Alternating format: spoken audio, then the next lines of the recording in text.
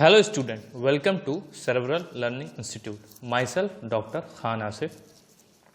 तो आज हम डिस्कस करेंगे स्ट्रक्चर्स ऑफ एटम, जो केमिस्ट्री क्लास 9th का 4th चैप्टर है। इससे पहले मैंने वीडियोस बना रखी है मैटर इन आवर सराउंडिंग, और उसका अलग से वीडियो बना रखा है। उसके एक्सरसाइजर और इंडेक्स सॉल्व करा रखे हैं, उसका अलग से वीडियो है, ठीक है। और मैंने एक वीडियो बना रखा है केमिस्ट्री का 2nd chapter is matter around us pure का, ठीक है। उसके भी क्वेश्चन सारे एक्सरसाइज करा रखे हैं, ठीक है। उसका आपका सबका सेपरेट वीडियो डिस्क्रिप्शन में उसकी लिंक मिल जाएगी, आप उसको देखें तो 9th के केमिस्ट्री को आप और अच्छे से समझ सकते हैं। तो चलिए आज के टॉपिक की तरफ बढ़ते हैं। तो आज हम पढ़ेंगे स्ट्रक्चर्स ऑफ एटम के बारे में, ठीक है। तो हमने इससे पहले जो पढ़ा था, हमने पढ़ा था मैटर के बारे में, ठीक है। तो मैटर का 1st चैप्टर में हमने पढ़ा था फिजिकल प्रॉपर्टी, फिर दूसरे में केमिकल, फिजिकल और दूसरे में केमिकल प्रॉपर्टी पढ़ी थी, ठीक है। अब आज हम मैटर को माइक्रोस्कोपिक लेवल पे पढ़ेंगे, माइक्रोस्कोपिक लेवल पे। तो जब मैटर को माइक्रोस्कोपिक लेवल पे पढ़ते हैं ना, तो क्या मिलता है? एटम्स मिलते हैं। क्योंकि हमने पढ़ा था कि मैटर जो किससे बना होता है? स्मॉल पार्टिकल, और स्मॉल पार्टिकल क्या है? Atoms and molecules. तो इसी के बारे में, जैसे कि ये एक मैटर समझ लीजिए, एक सब्सटेंस समझ लीजिए, इसमें हमको क्या मिलेंगे? बार बार रिपीटेड यूनिट में क्या मिलेंगे? एटम्स मिलेंगे, ठीक है। बार बार रिपीट करता हुआ यही एटम्स मिलेंगे, ठीक है। तो इसी एटम से मिल के एक एक एटम जोड़ के क्या बनाता है? क्या बनाता है? मैटर, ठीक है। इसको अगर हम तोड़ते हैं, हर तरफ से काटते हैं, तो हर एक पार्ट में रिपीट क्या करेगा? एटम ही मिलेगा। यही एटम रिपीट करने वाला, इसीलिए इसको कहता है एटम क्या है? Fundamental part of the matter. ये फंडामेंटल पार्ट है। इसको एटम को तोड़ने पे, मैटर को तोड़ने पे एटम्स मिलेंगे, ठीक है। टूट के एटम ही मिलने वाले, इसीलिए इसको कहते हैं फंडामेंटल पार्ट ऑफ मैटर, ठीक है। फिर अब हम देखते हैं कि एटम के अंदर अब झांकते हैं, इसको माइक्रोस्कोपिक लेवल पे देखते हैं, तो ये फर्दर इसके अंदर 3 सब एटॉमिक पार्टिकल्स मिलते हैं। एटम्स के सब एटॉमिक पार्टिकल्स मिलते हैं। क्या होता है? पहला है प्रोटॉन। प्रोटॉन क्या होता है? प्रोटॉन पॉजिटिवली चार्ज होता है। देखिए उस प्रोटॉन के आगे पॉजिटिव लिखा है, यानी कि प्लस लिखा है, यानी पॉजिटिव चार्ज होता है। इसके अंदर जो चार्ज होता है वो पॉजिटिव होता है। किसने डिस्कवर किया था? गोल्डस्टीन ने। फिर आता हमारा इलेक्ट्रॉन, दूसरा सब एटॉमिक पार्टिकल, उसको जे थॉमसन ने डिस्कवर किया था। उस पर चार्ज कैसा होता है? निगेटिव। फिर आता अपना न्यूट्रॉन, जेम्स चैडविक ने डिस्कवर किया था, वो कैसा होता है? न्यूट्रल। तो इस पर कोई चार्ज नहीं होता, न्यूट्रल होता है, ठीक है। तो आइए हम देखेंगे कि इनकी डिस्कवरी कैसे हुई, कैसे मिला प्रोटॉन, कैसे इलेक्ट्रॉन मिला, कैसे न्यूट्रॉन मिला, ठीक है। तो आगे और इन सब के बारे में अच्छे डिटेल में बात करेंगे। तो आइए देखते हैं कि कैसे एटम वगैरह की डिस्कवरी कैसे हुई। तो जो डिस्कवरी हुई थी वो हुई थी डिस्चार्ज ट्यूब एक्सपेरिमेंट पे। उसमें प्रोटॉन और इलेक्ट्रॉन की खोज हुई थी। तो कैसे हुई थी? तो पहले सेटअप के बारे में बात कर लेते हैं। ये पूरा सेटअप क्या है, ठीक है। तो सेटअप में देखिए, ये जो रेड कलर्स का ये जो ट्यूब दिख रहा है आपको, नेक्स्ट पेज में बात कर लेते हैं। ये जो आपका ये जो आपका ये रेड जो ट्यूब दिख रहा था ऐसे, ठीक है, इसको कहते हैं डिस्चार्ज ट्यूब। डिस्चार्ज ट्यूब, ये आपका डिस्चार्ज, सॉरी, ये है, ये आपका डिस्चार्ज ट्यूब है। ये जो रेड कलर का दिख रहा है डिस्चार्ज ट्यूब है। अब इस साइड देखिए एनोड लिखा है, इस साइड कैथोड लिखा है। तो एनोड और कैथोड क्या होता है? सिंपल सा है कि एक metal, anode and cathode are metal plate. Anode और कैथोड क्या हो? सिंपल एक मेटल की प्लेट होती है। 2 प्लेट ले लीजिए, ये 2 प्लेट हो गई, मेटल की कोई भी प्लेट है। अभी हमको पता नहीं है कि ये एनोड है या कैथोड है, ठीक है। अब इसको एक तार से ज्वाइन कर दीजिए, इसको भी एक तार से ज्वाइन कर दीजिए, और इसको एक बैटरी से जोड़ दीजिए, कोई भी हाई वोल्टेज बैटरी से। यहाँ आप देखेंगे कि देखिए ये कैथोड आपका, ये ग्रीन कलर का जो है, ग्रीन कलर की जो प्लेट दिख रही है, और जो रेड कलर, जो ब्लू कलर की आपको प्लेट दिख रही है वो एनोड है। तो ये देखिए एक तार से, ब्लू वायर से कनेक्ट है बैटरी के पॉजिटिव पार्ट से, और कैथोड जो किससे कनेक्टेड है, बैटरी के नेगेटिव पार्ट से। तो जब ये इसको नेगेटिव मान लीजिए, इसको पॉजिटिव मान लीजिए, जब मेटल की प्लेट पॉजिटिव पार्ट से कनेक्ट होगी तब इसको एनोड कहते हैं। ठीक है, यहाँ लिखा भी है कि cathode connected with negative terminal of battery, और अगर जो नेगेटिव से कनेक्टेड उसको क्या कहते हैं, कैथोड। ठीक है, तो हम मेटल की सिंपल प्लेट लेते हैं, तब तक इसको एनोड और कैथोड नहीं कहेंगे जब तक वो बैटरी से कनेक्टेड ना हो। अगर बैटरी से नेगेटिव से कनेक्ट करेंगे तो उसको कैथोड कहते हैं, पॉजिटिव से कनेक्ट करेंगे तो उसको एनोड कहते हैं। ठीक है, ये हो गया आपका। और इसमें देखिए ये डिस्चार्ज ट्यूब में इसमें वैक्यूम पंप रहता है, यानी कि वैक्यूम पंप से क्या काम होता है, पहले हमने इसको सेटअप किया होगा तो इसमें खूब सारी एयर होगी, फिर इसको एयर को हम सक करके निकाल देते हैं वैक्यूम से, यहाँ से रास्ता होता है, एयर निकाल लेते, एयर फ्री कर देते हैं इसको। ठीक है, वैक्यूम बना देते हैं। हाई वोल्टेज बैटरी, एक पॉजिटिव टर्मिनल, बैटरी पे एक पॉजिटिव और नेगेटिव टर्मिनल होता है। अब एक रह गया फ्लोरोसेंट स्क्रीन। ठीक है, फ्लोरोसेंट स्क्रीन क्या है, तो इसके बारे में जानते हैं।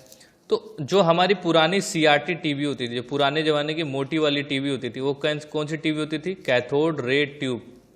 ठीक है, यही कैथोड, जो कैथोड पढ़े ना, यही टीवी होती थी, मोटी, बहुत चौड़ी होती थी पीछे से ऐसे। ठीक है, तो इसमें कैथोड रे ट्यूब वाला ही एक्सपेरिमेंट होता था, मतलब ये लगा होता था apparatus। तो जो स्क्रीन है ना, स्क्रीन फ्लोरोसेंट स्क्रीन होती थी, यानी कुछ भी इस पे जो हमको दिखाई देता था पिक्चर, वो फ्लोरोसेंट स्क्रीन होती थी। तो फ्लोरोसेंट स्क्रीन क्या होता है ना, कि अगर जैसे ये फ्लोरोसेंट स्क्रीन है, अगर कोई भी रे, टीवी में से क्या निकलता है, रे ही तो निकलता है, रे जाके इस पर टकराती है तो ये ग्लो करता है। क्या करता है, ग्लो करता है। तो इससे एक्सपेरिमेंट में इसको काम में लिया गया। ठीक है, तो फ्लोरोसेंट स्क्रीन क्या करता है, इस पे अगर पार्टिकल जो है, अगर वो कोलाइड करता है तो क्या होता है, वो ग्लो करता है फ्लोरोसेंट स्क्रीन। इसीलिए इसको काम में लिया जाए, ताकि हमको पता चले कि कोई पार्टिकल गिर भी रहा है कि नहीं। जैसे इसे टकराएगा पार्टिकल तो क्या होगा, ये ग्लो करेगा। तो इन सब चीज़ों को, ये हमारा एक्सपेरिमेंट का सेटअप हो गया, सब कुछ समझ गए। और ये देखिए एक परफोरेटेड लिखा है, यानी कि छन्नी जैसे होती है, चाय छन्नी होती है, तो उसमें क्या होता है, छेद छेद होता है, उसको क्या कहते हैं, परफोरेटेड। ठीक है, तो हाँ, अब परफोरेटेड यानी कैथोड को कैसा किया गया, परफोरेटेड बनाया गया, छन्नी मतलब इसमें छेद छोड़ दिया गया। ठीक है, तो अब बात करते हैं कि डिस्कवरी हुई कैसे। हाँ, तो एक और एक्स्ट्रा पेज ले लेंगे। तो सबसे पहले क्या हुआ, ये प्लेट अपनी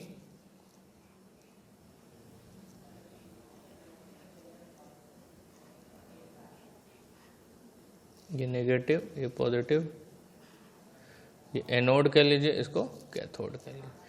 तो सबसे पहले क्या हुआ कि देखा गया कि कैथोड से जैसे बैटरी से कनेक्ट करते हैं ना, तो कैथोड से एक रे निकलती है और किधर की तरफ मूव करती है, एनोड की तरफ। ठीक है, एनोड की तरफ मूव करती है। तो हमने इससे कंक्लूजन निकाला कि हो सकता है कि कैथोड जो रे निकल रही है, कैथोड रे कहते हैं इसको, कैथोड रे कैसी हो, नेगेटिवली चार्ज हो, नेगेटिवली चार्ज कैसे पता चला, क्योंकि जो रे निकल रही है ना, वो किधर की तरफ जा रही है, टुवर्ड्स एनोड। और वो कैसा, एनोड कैसा होता है, पॉजिटिव। तो नेगेटिव और पॉजिटिव क्या करते हैं, एक दूसरे को अट्रैक्ट करते हैं। तो इससे हमको पता चला कि कैथोड से जो भी रे निकलती है वो कैसी होती है, नेगेटिवली चार्ज होती है, नेगेटिव चार्ज होती है। ठीक है, तो इससे इससे पता चला कि हो सकता है कि कोई पार्टिकल है जो ये एनोड, इसको प्लेट, एनोड की प्लेट इसको खींच रही है, तो उसी पार्टिकल का नाम दिया गया इलेक्ट्रॉन। ठीक है, उसको कहा गया इलेक्ट्रॉन। तो इलेक्ट्रॉन कैसा होता है, नेगेटिवली चार्ज होता है, इस पर नेगेटिव चार्ज होता है। क्यों, क्योंकि एनोड की तरफ भागता है, एनोड की तरफ चिपकता है, हम देख सकते हैं। तो जो रे है, यहाँ से एक रे निकली टुवर्ड्स एनोड, उसको हमने क्या कह दिया, इलेक्ट्रॉन या कैथोड रे। कैथोड रे, उसको कैथोड रे कह दिया गया। ठीक है, तो इस तरह से इलेक्ट्रॉन की डिस्कवरी हुई, कैथोड रे से इलेक्ट्रॉन की डिस्कवरी हो गई। अब देखिए अब क्या हुआ कि सेम एक्सपेरिमेंट, तो पहले इलेक्ट्रॉन की डिस्कवरी हो गई, अब एक दूसरा साइंटिस्ट था जिसका नाम था गोल्डस्टीन। गोल्डस्टीन के दिमाग में आया कि अगर कैथोड से कोई रे निकली है तो हो सकता है एनोड से भी कोई रे निकलती हो। ठीक है, तो इसमें क्या हुआ कि इसने भी सेम एक्सपेरिमेंट, डिस्चार्ज ट्यूब वाला एक्सपेरिमेंट किया। ठीक है, तो इसने सेम 2 प्लेटें लगाई, आपस में 2 प्लेटें लगाई, हाई वोल्टेज बैटरी से कनेक्ट कर दिया। पर इसमें इसने क्या किया कि इस बार जो कैथोड लिया ना उसमें छेद रखा इसने, यानी कि परफोरेटेड रखा उसको। अब क्यों रखा वो आगे मैं बताता हूँ। इसने ऐसा गैप दे दिया, इसको और बड़ा कर देते हैं, और पीछे क्या लगा दिया, फ्लोरोसेंट स्क्रीन। फ्लोरोसेंट स्क्रीन जो ZnH की होती है, जिंक सल्फाइड की बनी होती है। ठीक है, तो अब इसमें क्या हुआ, ये आपका कैथोड कह लीजिए, इसको एनोड कह लीजिए, ये आपका नेगेटिव, ये पॉजिटिव से तार कनेक्टेड है। तो अब इसमें से एनोड में से रे निकली और इसके छेद में से, मतलब ये अट्रैक्ट, क्योंकि ये नेगेटिवली चार्ज था, और तो ये रे जो है निकल के कहाँ गिरती थी, फ्लोरोसेंट, इसी छेद की वजह। कुछ रे इस पे भी जाके टकराती थी तो वो रुक जाती थी, और जो छेद में से निकलती सीधे फ्लोरोसेंट पे, स्क्रीन पे गिरती थी। तो फ्लोरोसेंट स्क्रीन क्या करता था, ग्लो करता था। यहाँ से रे निकली इस छेद में से, कहाँ गिरी, इस पे, तो ये ग्लो करता था। कुछ यहाँ रुक भी जाती थी जो जहाँ पे जाने का रास्ता नहीं है। तो ऐसा कहा गया कि जो एनोड रे है, एनोड रे, ठीक है, एनोड रे कहाँ से निकलती, एनोड से। एनोड रे है वो, उसको कैनाल रे भी कहते हैं, कैनाल रे। ठीक है, क्योंकि वो इस छेद को कैनाल कहा, इस छेद से निकल दी इसलिए कैनाल रे भी कहा गया। तो एनोड कहा गया कि एनोड रे अगर किधर जा रही है, टुवर्ड्स कैथोड, तो ये कैसी चार्ज होगी, पॉजिटिवली चार्ज्ड होगी, तभी तो वो निगेटिव वाले टर्मिनल के तरफ जाती है। कैथोड कैसा होता है, निगेटिव है, एनोड रे कैसा है, पॉजिटिव है। तो ये किधर जा रही है, एनोड से कैथोड की तरफ जा रही है। ठीक है, तो इधर जा रही, तो कैसा है, पॉजिटिवली चार्ज है। तो पॉजिटिवली चार्ज रे को क्या कहा गया, प्रोटॉन। क्या कहा गया, प्रोटॉन। तो इस तरह से इलेक्ट्रॉन और प्रोटॉन की डिस्कवरी हुई। इसमें हम अच्छे से बना देते हैं, ग्रीन है तो इसको, सॉरी, इधर इसको पास करा देंगे। तो इधर से जो रे निकली कहाँ टकराती, सीधा अपने फ्लोरोसेंट स्क्रीन पे, और फ्लोरोसेंट स्क्रीन क्या करता था, ग्लो करता था। ठीक है, इसको, इस रे को क्या कर देंगे हम, एनोड रे। ठीक है, इससे क्या हम डिस्कवर किए, प्रोटॉन। ठीक है, और फ्लोरोसेंट स्क्रीन पे क्या करता था, ग्लो। तो गोल्डस्टीन ने क्या पता लगाया कि कोई ना कोई पार्टिकल जाके इस पे टकरा रहा है, तभी तो ये फ्लोरोसेंट स्क्रीन ग्लो कर रही है। अगर हम इसको भी परफोरेटेड कर देते ना, एनोड को, और कैथोड रे पास कराते और यहाँ फ्लोरोसेंट स्क्रीन लगाते हैं, तो भी इलेक्ट्रॉन से भी ग्लो होता। पर उस वक्त इसने ऐसा दिमाग लगाया, तो हमको ये जानना होगा। तो हम समझ गए कैसे इलेक्ट्रॉन डिस्कवर और प्रोटॉन डिस्कवर। कैथोड से जो रे निकली उसको क्या कहा गया, कैथोड से जो रे निकली उसको कहा गया इलेक्ट्रॉन, एनोड से जो रे निकली उसको कहा गया प्रोटॉन। ठीक है, कुछ दिन बाद फिर न्यूट्रॉन की डिस्कवरी हुई। तो आइए पहले डिफरेंस देख लेते हैं, इलेक्ट्रॉन और प्रोटॉन में डिफरेंस क्या होता है। तो इलेक्ट्रॉन को डिस्कवर किया किसने, थॉमसन ने। प्रोटॉन को डिस्कवर किया गोल्डस्टीन ने। इस पे चार्ज क्या होता है, -1 का चार्ज होता है। इलेक्ट्रॉन पे चार्ज कैसा होता है, निगेटिव चार्ज होता है, और उसकी मैग्नीट्यूड कितनी होती है, -1। और इस पे चार्ज कैसा होता है, +1 चार्ज होता है। ठीक है, और इसका मास कितना, ऑलमोस्ट निग्लिजिबल माना जाता है, बहुत बहुत ज़्यादा कम होता है। और जो प्रोटॉन होता है उसको मास को 1 यूनिट कहते हैं, उसको 1 यूनिट कहते हैं। और वो कितना भारी होता है इलेक्ट्रॉन से, 2000 गुना इलेक्ट्रॉन से भारी होता है प्रोटॉन, बहुत भारी होता है। मतलब 2000 गुना, समझ रहे हैं, बहुत। आपका अगर 1 किलो वजन है तो वो 2000 किलो का होगा। इतना डिफरेंस है, इसीलिए इसके कंपेयर में इसको नेग्लिजिबल कहा है। होता है इसका मास, पर इसके कंपेयर में क्या होता है, नेग्लिजिबल कहा गया। तो ये हमको बातें हमको याद रखनी होगी, ध्यान रखनी होगी। तो ये हम जान गए प्रोटॉन और इलेक्ट्रॉन के बारे में, ठीक है। मेन बातें हैं, इसका चार्ज, इसका मास, ठीक है, किसने डिस्कवर किया। अब बात करते हैं कि न्यूट्रॉन। तो जेम्स चैडविक ने न्यूट्रॉन की डिस्कवरी की थी, ठीक है। उन्होंने पाया कि देखिए कुछ पॉइंट्स लिखे हैं कि न्यूट्रॉन्स आर न्यूट्रल पार्टिकल। इन्होंने पाया कि इस पे कोई चार्ज नहीं है, which are found with proton. किसके साथ पाए जाते हैं, प्रोटॉन के साथ। किस में पाए जाते हैं, न्यूक्लियस में। न्यूक्लियस यानी एटम का बीच का हिस्सा, ये एटम है आपका, और बीच में क्या होता है, प्रोटॉन प्लस न्यूट्रॉन। इसको आगे पढ़ेंगे कि कैसा स्ट्रक्चर होता है एटम का, ये प्लस ये जीरो। तो ये दोनों को मिला के न्यूक्लियस बनता है, ठीक है। ये दोनों को मिला के क्या बनता है, न्यूक्लियस बनता है। तो इसी के साथ ये चिपका रहता है, ये जो छोटा वाला गोल है ना, इसी में साथ ये चिपका रहता है, ठीक है, न्यूट्रॉन। और कैसा होता है, न्यूट्रल होता है, ठीक है, ये न्यूट्रल होता है। और ये पॉजिटिव, इलेक्ट्रॉन नेगेटिव। अब देखिए mass is equal to mass of proton. तो न्यूट्रॉन का जो मास होता है, mass of neutron is equals to mass of proton. दोनों का मास बराबर है, यानी 1 यूनिट, इसको कहते हैं ना 1 यूनिट। दोनों का बराबर मास है, ये इसका, ठीक है। अब इसको जो एटम का जो मास निकालते हैं हम, एटम का कोई मास होता होगा ना, जैसे एक Fe एटम का या गोल्ड का एटम का क्या मास होता है। तो इन दोनों के मास को जब हम मिलाएंगे तो एटॉमिक मास कैसे निकालते हैं, मास of proton and mass of neutron, दोनों को मिला के कहते हैं। क्योंकि जो न्यूक्लियस का जो ये पूरा एटम का मेन वेट होता है ना, जो भार होता है, वो इन्हीं दोनों के वजह से आता है। क्योंकि इलेक्ट्रॉन का मास कितना नेग्लिजिबल है, तो इसी के वजह से इलेक्ट्रॉन में भी मास आता है, ठीक है। तो ये सारी चीज़ें हो गई न्यूट्रॉन के बारे में। तो ये हमारा इंट्रोडक्शन था, प्रोटॉन, इलेक्ट्रॉन, एटम और न्यूट्रॉन के बारे में जान गए, ठीक है। अब हम पढ़ेंगे कि एटम की डिस्कवरी कैसे हुई, कैसे अलग अलग साइंटिस्टों ने अलग अलग वक्त पे अपनी अपनी थियोरी दी। तो धीरे धीरे कुछ थियोरी गलत साबित हो गई और नई उसकी थियोरी आ गई। किसी में कुछ कमी रहती थी, इसलिए कुछ अलग एक्सपेरिमेंट करके उसको चेक करता था, गलत निकलता था तो वो अपनी थियोरी देता था।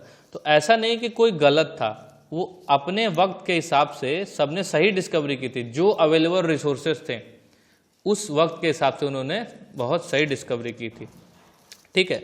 तो आइए शुरू करते हैं स्ट्रक्चर्स ऑफ एन एटम। कैसा होता है स्ट्रक्चर ऑफ एटम।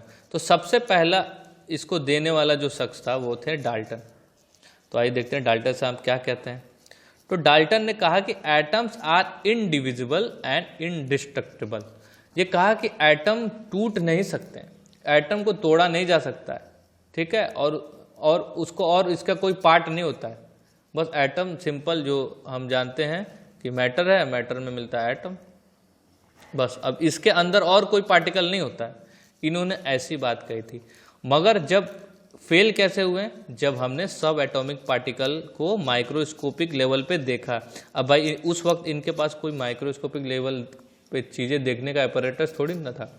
उस वक्त के हिसाब से इन्होंने सही बात कही थी, हाँ ठीक है। कोई भी नॉर्मल इंसान यही कहेगा बिना माइक्रोस्कोप से देखे। जब हमने माइक्रोस्कोप से देखा तब ना पता चला कि हाँ नहीं भैया, इसमें इलेक्ट्रॉन है, न्यूट्रॉन है, प्रोटॉन है, ठीक है। तो इसलिए इनकी थियोरी फेल हो गई। अब नेक्स्ट आइए आज बात करते हैं थॉमसन की।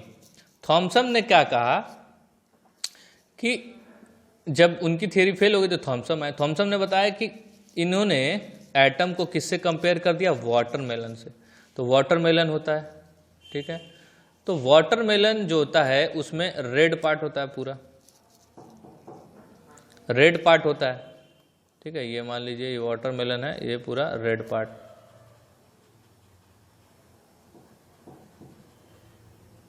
ठीक है। वाटरमेलन का रेड पार्ट हो गया। अब इसमें इन्होंने कहा कि इलेक्ट्रॉन जो है ना, इसको रेड पार्ट को इन्होंने कहा प्रोटॉन। जो ये पूरा आप रेड पार्ट देख रहे हैं ना, इसको इन्होंने प्रोटॉन कहा कि रेड पार्ट जो वाटरमेलन का होता है वो प्रोटॉन से इसको कंपेयर कर दिया। और जो सीड होते हैं ब्लैक ब्लैक सीड, हर जगह सीड आपको पाए जाएंगे, ठीक है, वाटरमेलन में। तो सीड को कह दिया इन्होंने इलेक्ट्रॉन कह दिया। ठीक है, ऐसा इन्होंने स्ट्रक्चर बताया। तो ये तो मैंने वाटरमेलन से बताया। वैसे आइए देखते हैं एक्चुअल में इन्होंने क्या बताया था। एटम को एक स्फीयर बताया, गेंद की तरह गोल स्फीयर, और भरा हुआ, खाली नहीं, पूरा भरा हुआ था, जैसे वाटरमेलन भरा होता है। एक मिनट,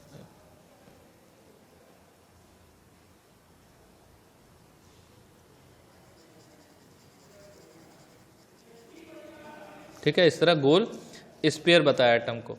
और इन्होंने बताया कि जो स्फीयर जो होता है, जो रेड पार्ट होता है, वो कैसा होता, उसको इन्होंने प्रोटॉन नाम दिया, प्रोटॉन। और वो कैसा होता है, पॉजिटिव चार्ज, पॉजिटिव चार्ज। ठीक है, और इन्होंने बताया कि जो इलेक्ट्रॉन होता है हमारा, इलेक्ट्रॉन इसमें एम्बेडेड होता है। कैसे, जैसे वाटरमेलन में सीड जो है हर जगह आपको पाई जाती है, तो इलेक्ट्रॉन भी इसमें एम्बेडेड होता है। इसको बोल दिया इन्होंने इलेक्ट्रॉन। और कैसा होता है, नेगेटिव चार्ज। इलेक्ट्रॉन कैसा होता है, नेगेटिव चार्ज।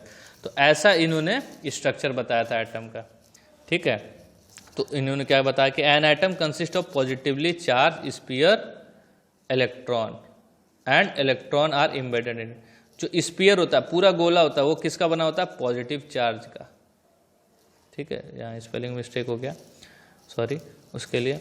और जो इसमें जो सीड है, सीड को किससे कंपेयर, इलेक्ट्रॉन से। तो इलेक्ट्रॉन इसमें एम्बेडेड होते हैं, घुसे पड़े होते हैं। ठीक है, तो ये पहली बात बताई। और दूसरी बात इन्होंने कही कि number of electron is equals to number of proton. जितने इलेक्ट्रॉन होते हैं उतने क्या होते हैं, प्रोटॉन। इलेक्ट्रॉन और प्रोटॉन क्या हुआ, बराबर हुआ। तो जब जितना पॉजिटिव चार्ज रहेगा उतना निगेटिव चार्ज रहेगा, तो एटम कैसा होगा, इलेक्ट्रिकली न्यूट्रल होगा। इन्होंने एटम को क्या बताया, न्यूट्रल। तो ये दोनों बातें हमको ध्यान रखने की है कि पहला बताया कि पॉजिटिव चार्ज को पूरा स्फीयर बताया और नेगेटिव चार्ज उसमें घुसे पड़े रहते हैं, एम्बेडेड रहते हैं। और दूसरी बात, नंबर ऑफ इलेक्ट्रॉन और प्रोटॉन इक्वल होते हैं। ठीक है, इन्होंने अपना थियरी दे दिया। काफ़ी साल तक ये थियरी चली, पर अगला एक साइंटिस्ट आया जिसको ये बात पची नहीं, हजम नहीं हुई, कही कि ऐसे कैसे भाई। तो इन्होंने कर दिया एक्सपेरिमेंट। इन्होंने क्या कर दिया, एक्सपेरिमेंट कर दिया। उनका नाम था रदरफोर्ड। ये तीसरे नंबर पे आ गए हमारे। रदरफोर्ड ने क्या किया, इन्होंने एक्सपेरिमेंट किया। इन्होंने क्या किया, अब देखिए, देखते हैं। इन्होंने गोल्ड की फॉइल ली, पतली गोल्ड की फॉइल। ठीक है, और ऐसा लेड का बॉक्स लिया इन्होंने।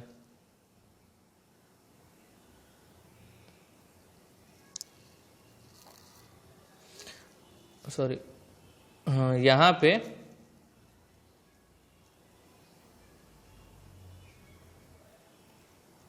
अल्फा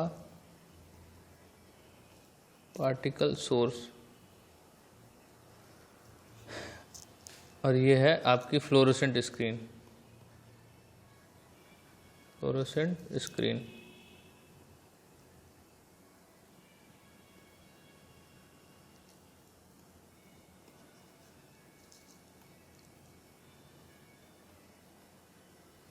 ठीक है, ये किसकी बनी होती है, ZnS की, जिंक सल्फाइड की बनी होती है। ये क्या करती है, कुछ भी पार्टिकल जब टकराता है तो ग्लो करती है। तो अल्फा पार्टिकल सोर्स है, यानी कि इसमें अल्फा रे निकलती है। पहले बात, अल्फा पार्टिकल क्या होता है, अल्फा पार्टिकल होता है हीलियम का एटम, हीलियम का एटम। ठीक है, इसका एटॉमिक मास होता है 4, एटॉमिक नंबर होता है 2 नंबर, हाइड्रोजन के बाद आता है। और ये इसमें से 2 इलेक्ट्रॉन अगर हम निकाल दें, हीलियम में से अगर हम 2 इलेक्ट्रॉन निकाल देते हैं तो ये क्या बन जाता है, अल्फा पार्टिकल। ठीक है, अल्फा पार्टिकल। तो अल्फा पार्टिकल जो होता है ना वो, ठीक है, तो अब ये क्या किया कि एक अल्फा पार्टिकल देने वाला सोर्स रखा, जो जिसमें से क्या निकलती, अल्फा पार्टिकल रे। तो इन्होंने रे निकली और सीधे जाके कहाँ जाती थी, ये फ्लोरेसेंट स्क्रीन पे टकराती। तो इसका मतलब पता चला कि यहाँ से कोई ना कोई गोल्ड फॉइल को पार करते हुए कोई रे निकल रही है। तो इस तरह का इन्होंने सेटअप किया।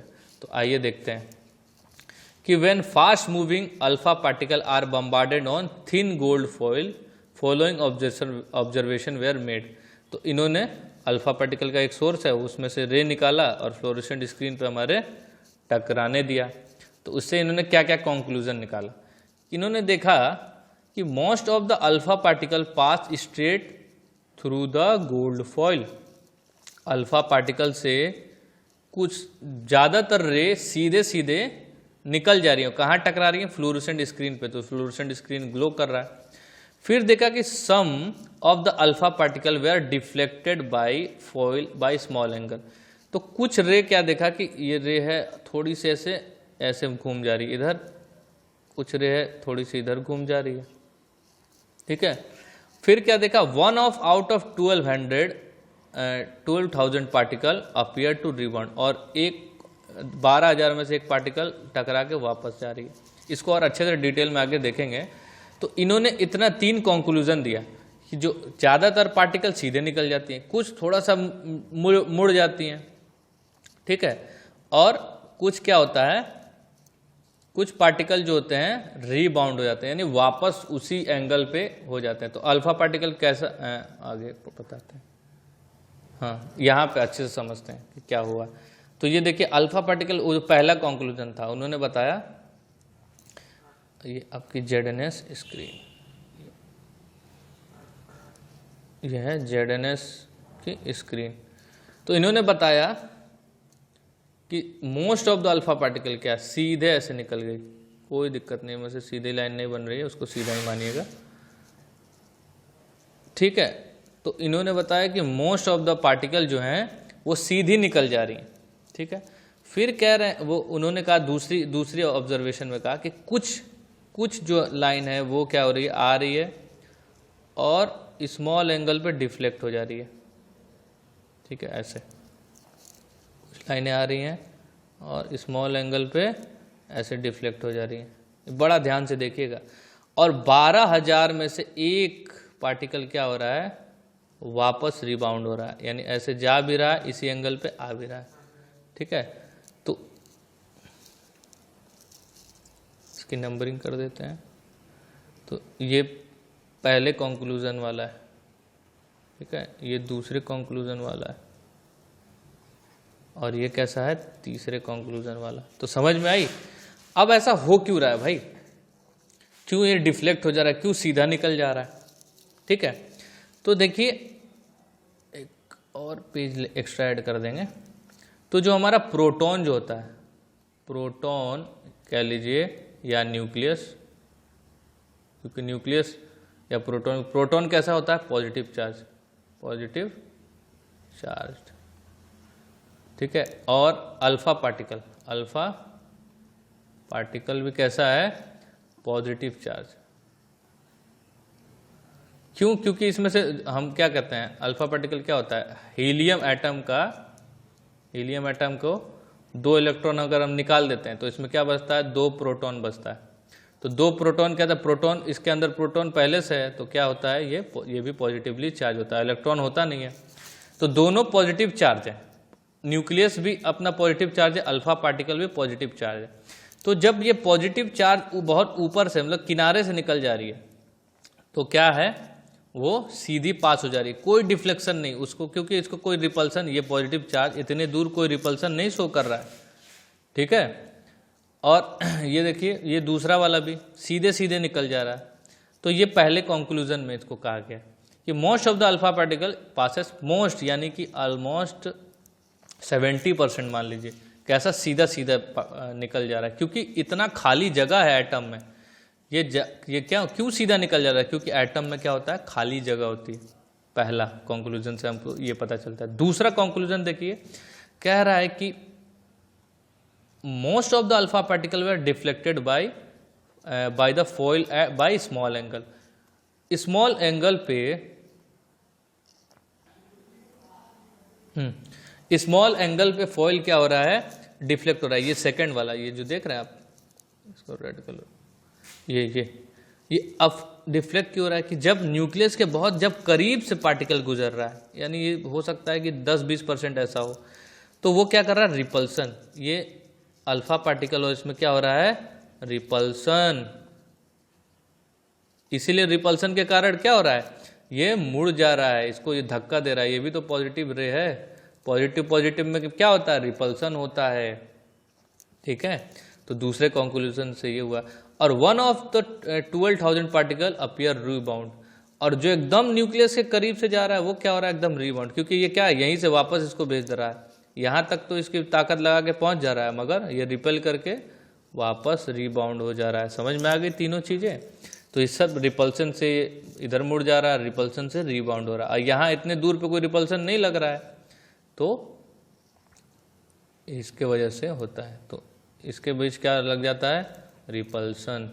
तो 2 नंबर पॉइंट और 3 नंबर पॉइंट इससे प्रूफ हो जाती है कि ऐसा होता है। अब देखिए कंक्लूजन, उससे मतलब उन्होंने रिजल्ट क्या निकाला, वो ऑब्जर्वेशन, वो देखा कि ऐसा हो रहा। अब ऑब्जर्वेशन क्या निकाला, पहला, most of the space inside the atom is empty because alpha particle passes through the gold foil. ये देख सकते हैं, यहाँ था हमारा, ये क्या है, मोस्ट ऑफ द स्पेस खाली है, बस इतनी छोटी सी जगह है जहां इसका मास रखा है। इसमें क्या होता है, न्यूट्रॉन प्लस प्रोटॉन, इसी से तो मास बनता है एटम का।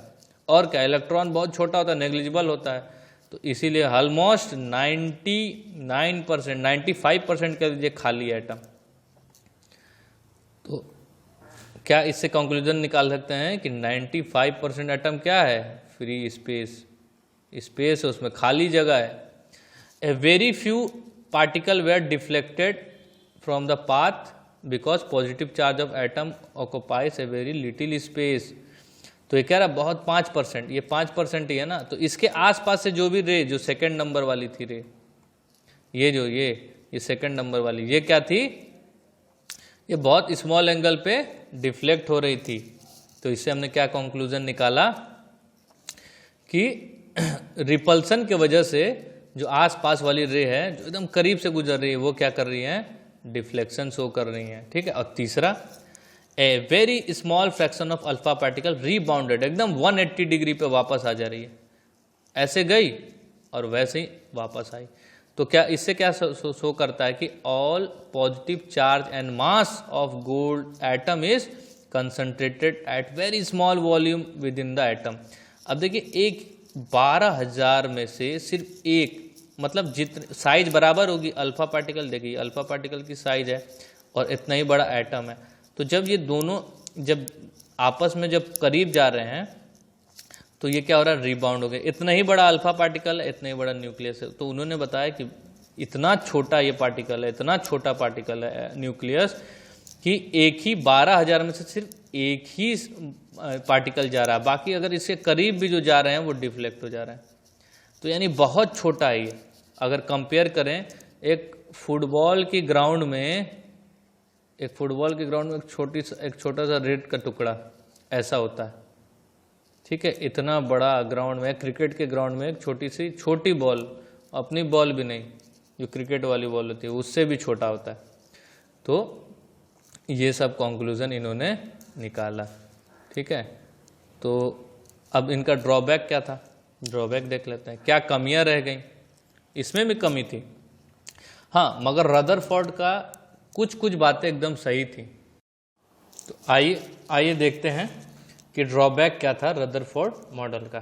ठीक है, तो इन्होंने बताया, पहले तो इन्होंने अपना पूरा एटम का स्ट्रक्चर दिया, जो अभी हम पीछे बात किए थे। ठीक है, बीच में न्यूक्लियस होता है, ज़्यादातर का जगह खाली होता है। तो इन्होंने बताया बीच में प्रोटॉन और न्यूट्रॉन होते हैं। इलेक्ट्रॉन का होता है न्यूक्लियस के बाउंड्री पे, और इलेक्ट्रॉन क्या करता है, रिवॉल्व करता है चारों तरफ। ठीक है, पूरे न्यूक्लियस का चक्कर लगाता है, जैसे सन का चक्कर लगाता है अर्थ, वैसे इन्होंने बताया इलेक्ट्रॉन रिवॉल्व करता है। ठीक है, ये बातें बताई इन्होंने। तो अब और दूसरे साइंटिस्टों ने जब इनका एक्सपेरिमेंट वापस से किया, दोबारा से किया, इनसे क्वेश्चन किया कि ऐसा बताइए, चीज़ों को पूछा, तो कुछ चीज़ें ये एक्सप्लेन नहीं कर पाए। तो उसी से हम ड्रॉबैक निकालते हैं कि क्या इनका ड्रॉबैक रहा। तो पहला देखते हैं, when an electron undergoes acceleration it radiates energy. अब आप ही बताइए, जब आप बहुत तेज दौड़ते हैं, ठीक है, रेस लगाते हैं, जब रेस लगा के दौड़ के जब रुकते हैं तो हमारे कितनी हीट प्रोड्यूस होती है बॉडी में, खूब सारी हीट हम निकलती है बॉडी से, पसीना निकलता है, हीट निकलता है। तो यानी कि अगर कोई भी चीज़ एक्सिलरेट करेगी तो जाहिर सी बात है उसमें से एनर्जी बाहर निकलनी है, ठीक है, इन फॉर्म ऑफ हीट, ठीक है, किसी भी फॉर्म में निकलनी है एनर्जी बाहर। तो उन्होंने, साइंटिस्टों ने जब सवाल किया इनसे कि बताइए कि इलेक्ट्रॉन जब बहुत रिवॉल्व करेगा, ठीक है, इसको ऑर्बिट बोला, ऑर्बिट, ये ऑर्बिट कहा जाता है इसको, तो कहा कि अगर इलेक्ट्रॉन बहुत तेज चक्कर लगाएगा तो क्या करेगा, एमिट करेगा एनर्जी, रेडिएट करेगा एनर्जी। तो एनर्जी क्या करेगा, लूज कर देगा, खत्म हो जाएगी एनर्जी, और ये क्या करेगा, धीरे धीरे जो इसकी एनर्जी कम होने लगी तो आके इसमें जाके टकरा जाएगा, क्योंकि ये पॉजिटिव चार्ज है और इलेक्ट्रॉन क्या है, नेगेटिव चार्ज है, तो एक दूसरे को अट्रैक्ट हो जाएगा, तो घूमते घूमते घूमते आके गिर जाएगा। अगर ये गिर गया तो एटम एग्जिस्ट ही नहीं करेगा, atom do not exist, atom exist ही नहीं करेगा। तो फिर ये इससे इनसे क्वेश्चन पूछा कि बताइए ऐसा क्यों होता है, तो ये नहीं बता पाए। दूसरा है, दस revolving electron would lose energy and finally fall in the nucleus, nucleus में जाके गिर जाएगा। जब इसकी एनर्जी खत्म हो जाएगी, मान लीजिए पहले इसके अंदर 100 एनर्जी होगी, घूम घूम के एक टाइम तो ऐसा आएगा जब जीरो हो जाएगी, जीरो हो जाएगी तो कहाँ जाएगा, न्यूक्लियस के अंदर गिर जाएगा। तो ये बात इन्होंने एक्सप्लेन नहीं कर पाए। Due to this atom should highly unstable, इसके वजह से एटम क्या हो जाएगा, अनस्टेबल हो जाएगा, यानी जैसे अभी एटम पाया जाता है ना, hence matter would never not exist in form of that we know, जैसा हम मैटर को जानते हैं कि वो एग्जिस्ट करता है, वो एग्जिस्ट नहीं करेगा, क्योंकि ये क्या हो जाएगा, हाईली अनस्टेबल हो जाएगा। भाई इसमें जाके गिर जाएगा तो कैसे, आज जो हम एटम को जानते हैं वो होता ही नहीं, ठीक है। हम जैसे जानते हैं एटम क्या होता है, स्टेबल होता है, ठीक है। तो इन बातों को ये एक्सप्लेन नहीं कर पाए थे, तो ये बातों को एक्सप्लेन नहीं कर पाए तो इनको ड्रॉबैक बना दिया गया कि इसका कोई एक्सप्लेनेशन नहीं दे पाए। तो अब क्या होगा, अब एक नए साइंटिस्ट आएंगे, उनका नाम था बोर, जो हम नेक्स्ट लेक्चर में बात करेंगे, ठीक है, नेक्स्ट लेक्चर, नेक्स्ट पार्ट में बात करेंगे जिसका, ठीक है, बोर के बारे में, उन्होंने क्या बताया, ठीक है। आज का लेक्चर यहीं तक ख़त्म करते हैं, ठीक है। वीडियो अच्छी लगी लाइक कीजिए, सब्सक्राइब कीजिए, कमेंट भी कीजिए ताकि हमारी गलतियां बताइए, अगर आपको लगता है कि हमने यहाँ गलती की है तो बताइए, और अपने दोस्तों को रिकमेंड कीजिए ताकि वो भी देखें और पुरानी वीडियो भी देखिए, ठीक है। ओके।